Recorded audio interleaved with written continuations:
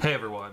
So I wanted to give my first impressions on the new Nickelodeon sitcom, 100 Things to Do Before High School. And I think I'm just going to do this, vlog style, minimal editing and, clips and stuff. So let's give this a try. So, this is a new show from the creator of Ned's Declassified School Survival Guide. And it's kind of a similar premise that it takes place in middle school. It starts when the characters are in 7th grade for some reason. They could start in 6th grade when middle school actually starts, but they decided to start in 7th grade. I guess they kind of wanted to get, they didn't want to bother with the whole, getting used to middle school thing. But the premise of this show is basically that you have these 3 best friends. A girl named CJ, and she has 2 male friends, Crispo and I forget the other's name. The other kid's name, he's basically just kind of, in a lot of ways, is similar to the character Cookie from Ned's Declassified. He's like nerdy, and he's black, and he's like into techie stuff. It almost kind of seems like they want to sort of, I don't know, recreate that character. I don't know. I mean, it's kind of different. He's more of kind of like a guy who's kind of weird. Like he dresses like in like a shirt and tie, and stuff like that. That no kid actually wears, but whatever. But yeah, they had this idea that they want to do 100 awesome things before they go to high school. Just like come up with new stuff all the time. That's awesome, and just do it, and try to do 100 before they get to high school. About back in November, they had a movie, an hour-long, movie, like a TV movie, that kind of was supposed to kickstart this series. I only watched it just a couple weeks ago. I only knew that it existed just like a couple weeks ago, and that kind of just set up the premise, and I didn't like it very much. Now, basically, one of the things I didn't like, I didn't really find it funny, I didn't really find the characters that interesting or the plot that interesting. There was a couple things like, I actually don't want to focus too much on the hour-long movie, but it had a lot of these kind of like, like school, like show cliches that I felt like these like died out by now. Like, things like that just feel like they just don't seem believable to me, and they don't reflect, for at least me personally, my kind of like school experience.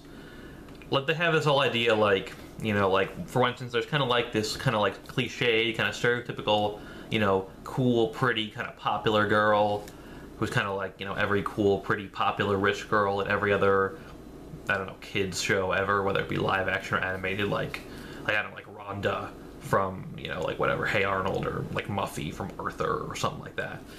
Except she's kind of like, she's like a bully. She's not a nice girl, She's more like the Ashleys from that show Recess, the Disney show. She's kind of like that. And it's just, it's cliched. And they have like this one character, they have this one thing in the episode, in the movie, where there's this person who's like a hall monitor. And so they're a student who like just spent the whole day, on the first day of school this movie takes place in, and they already have assigned like this person who's like a hall monitor who's just in the hall all day, doesn't go to class, and just goes up to students like, hey, where's your hall pass? Where's your hall pass? Like, am I the only one who this like wasn't a thing when I was in school? I mean, I guess Ned's Declassified did some of this stuff too, but it had other redeeming values to kind of make up for it, like charm, being funny, more likable characters. At least that was my first impression watching this movie. I didn't get into it. I was kind of annoyed by some of the similarities with Ned's Declassified. Like I said, the one character was similar to Cookie, and then you get in the point later in the plot, I don't want to get into spoilers, but there's some, things that happen that really require you to suspend your disbelief a lot, and there's also some stuff where it's just like, that I feel like kind of, where the characters kind of just do some bad stuff, and just get away with it, so don't have to face any consequences, or like at least they're breaking rules, and they're kind of like, they end up like destroying property basically, and they just get away with it, no consequences, and I'm like, is that really sending a good message to kids? Like, I don't know. But then you have the pilot episode, I guess, which aired last Saturday night, this past Saturday. The new episode airs, I think it'll be tonight as I'm uploading this. And the episode is called Start a Garage Band Thing. And I actually liked this episode. I actually thought that this was good. This episode, basically, it centers around, these kids doing one of their 100 awesome things, which is starting a garage band for like a contest at school where they perform, bands and stuff perform, like a battle of the bands, I guess, sort of, but they don't call it that. And, this episode has, it made me kind of, once I kind of started to get past some of the similarities to Ned's Declassified, it's actually kind of endearing, and the characters are kind of likable. especially the main character, CJ, this girl, CJ. She's, very likable, protagonist. She's kind of funny, and, she's just, someone who you feel like, yeah, if I was her age, I'd want to hang out with her. And, that's cool. And then you have, I mean, the other two characters, they're fine. They're a little blandish, her two friends, but they're fine, whatever. And it has some good humor because, like, for instance, there's this one joke, a running gag, where one of her friends, named Crispo, he wants to be in the contest specifically to win the prize, which is going to some kind of, like, spaghetti restaurant. And he's, like, obsessed with the spaghetti restaurant the whole episode. He just keeps, like, referencing it, like, oh, I want to win the spaghetti, and it's really funny. We get some other stuff, like, the episode kind of has, like, a very, nice, touching ending with a nice message. It's not, like, the most touching thing in the world. Like, touching probably isn't the right word, but it's just, like, a nice ending with a nice message to it. And stuff like that. What else did I want to talk about? The music in this episode is good, involving, the music in the episode itself, involving the garage band. This pilot episode, by the way, also is the first time we feature the opening credits with the theme song. This wasn't in the movie, and it's, like, really good. The song itself is, like, really catchy and fun to listen to. Like, after I watched the episode recently, I just went and rewound it again on my DVR just to listen to that song again, because it was like, yeah, that was really good. I want to listen to that again, and I like it. It's been kind of stuck in my head the whole time.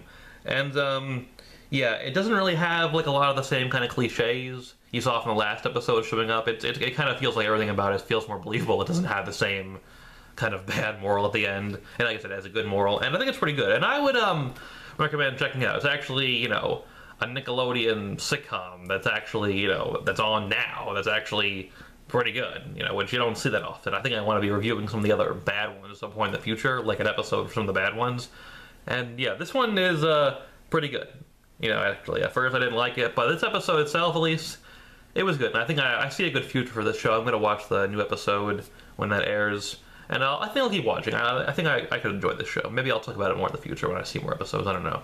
So as far as the movie they had, I'll give that a rating of a 4 out of 10. I didn't like it, but this episode, the pilot episode called "Starting a Garage Band Thing," I'll give that a 7 out of 10. It was a pretty big increase in quality. Actually, one of the better, like, increases in quality I've seen from any show like that in a while. Like, between 2 episodes, like, that was pretty impressive. Actually, at first I wasn't sure, like, do I actually like this? I kind of do, but then I watched it once, didn't totally pay attention, but then I watched it the second time and I'm like, you know what? I really like this. This is nice. This is endearing. It's a good. This could be a good show for kids.